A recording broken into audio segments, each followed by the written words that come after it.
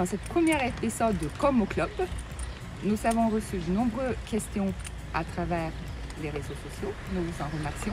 Et à travers cette première vidéo, nous allons pouvoir répondre à vos questions. Je m'appelle Anna Geist, je suis accompagnatrice de tourisme équestre et monitrice PPCHEF spécialisée en équitation extérieure. Et j'ai un centre de tourisme équestre ici à Maison Lafitte, dans les Cévennes. Alors le tourisme équestre, c'est le fait d'aller se promener en extérieur à cheval, de découvrir nos beaux paysages, notamment ici en Île-de-France. Ça veut dire accompagnateur de tourisme équestre. C'est une formation qui est très complète. Ici en Île-de-France, nous avons plusieurs centres de formation. En tout, la formation dure 600 heures. Et donc, dans cette formation, vous allez apprendre, bien sûr, à monter à cheval, mais aussi la maréchalerie du secours pour pouvoir reférer en randonnée, le secourisme équin, la topographie et comment préparer vos randonnées pour bien les animer, parler de l'histoire, les spécificités de l'endroit où vous êtes. Donc, vous êtes un véritable guide et animateur ou animatrice de votre randonnée. On apprend aussi la bourrellerie, c'est-à-dire comment réparer vos selles et bridons. Le matelotage, c'est l'art de faire des nœuds, par exemple pour installer une ligne d'attache en randonnée pour attacher les chevaux lors de la pause technique, et beaucoup d'autres. Le choix du cheval, c'est vraiment une question personnelle. Il y a des personnes qui préfèrent un race par rapport à un autre. Parfois, on peut avoir des préférences au niveau de la robe, etc. Mais ce qui est important en général, c'est d'avoir un cheval assez courageux, qui passe facilement partout.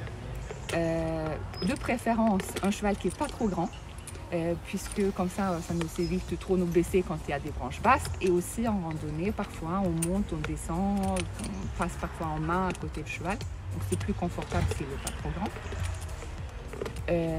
Sinon, il faut travailler son cheval pour qu'il convienne bien à la randonnée. Donc on a deux aspects. Il y a un aspect de la préparation physique. Alors, le chemin entre les deux champs est soit privé, soit public. Pour savoir si un chemin est privé, vous pouvez consulter le cadastre. S'il est privé, vous n'avez pas le droit d'y passer, sauf si le propriétaire vous autorise. Donc c'est un accord de gré à gré. Ce qui peut être bien, c'est de s'équiper de sacoches. Donc ça, c'est un tapis avec des sacoches intégrées. C'est pratique. Si on ne part pas pour une semaine, pour une petite randonnée, c'est pas mal. Et devant, on peut mettre les fontes. Donc dans les fontes, par exemple ici, j'ai une petite trousse de premier secours, en sachant que pour les randonnées, souvent on a un véhicule d'intendance qui vient apporter le pique-nique et qui transporte les bagages des cavaliers. Et dans le véhicule, je veux mettre une trousse de sécurité plus complète. On apporte aussi la carte. Donc c'est bien d'avoir un porte-carte étanche qui pleut. Et la boussole, pour savoir où.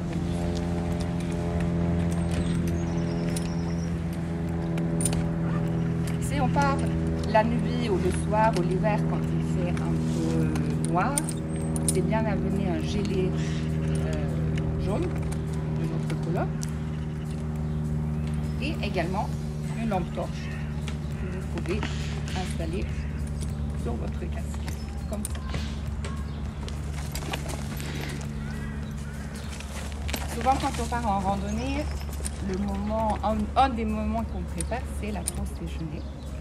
Donc là, on a besoin aussi d'une ligne d'attache, c'est une corde.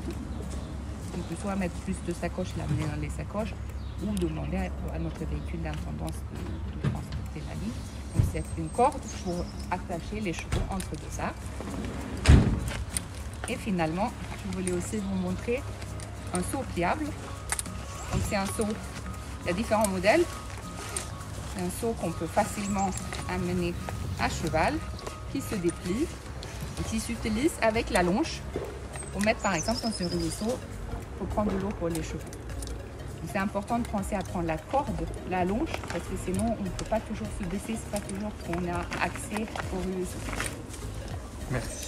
Et finalement, en randonnée, on garde, donc vous voyez l'école sous le filet Et la longe, on peut le mettre comme ça autour de l'encolure ou dans une mini-sacoche. L'avantage de tourisme équestre, c'est que c'est une discipline qui est accessible à tous. Ici, chez Horse Holidays France à Maisons-Lafitte, nous recevons des cavaliers débutants qui n'ont jamais fait de l'équitation, aussi bien que des cavaliers galop 7 ou plus. On a même des jockeys qui viennent de l'étranger pour découvrir les belles pistes cavalières que nous avons ici en forêt de Saint-Germain. Donc c'est une discipline qui est possible à faire à tout niveau et à tout âge. Alors, en Île-de-France, nous avons plusieurs centres de tourisme équestre et il y a aussi beaucoup de clubs qui proposent des promenades, des balades et des randonnées. Et donc, sur le site de CREF, il y a un catalogue téléchargeable de balades en Île-de-France. Vous pouvez trouver les bonnes adresses.